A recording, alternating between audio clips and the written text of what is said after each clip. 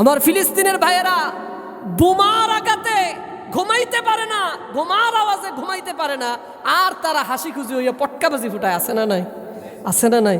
তুমি কি মুসলমান? তোমার টাকাটা কোন রাস্তায় তুমি ব্যয় করতেছ? আমার আল্লাহর কাছে কিন্তু হিসাব দেওয়া লাগবে না?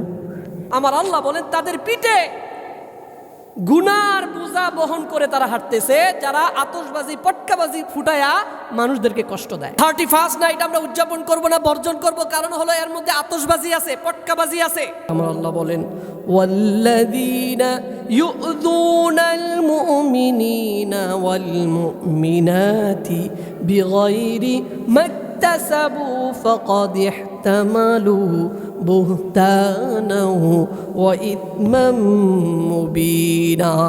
যারা মুমিন পুরুষ এবং নারীদেরকে কষ্ট দেয় আতশবাজি ফুটিয়ে, আতশবাজি ফুটাইলে কষ্ট মানুষ পায় কি পায় না?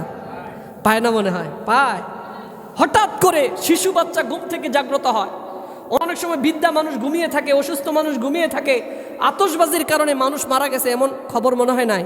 ফানুস উড়াইছে কিন্তু পুরো বিল্ডিংয়ে আগুন ধরে গেছে। তাহলে এই যে আতশবাজি পটকাবাজি ঠুস করে এমন ভূমিকম্পের সাউন্ড, অনেক বৃদ্ধা বাবা মায়েরা এত বেশি কষ্ট পায়, অনেকে হার্ট অ্যাটাক করে মারাও যায়। কদ ইহতামালু বুহতানাও ওয়া ইথমান মুবিনা।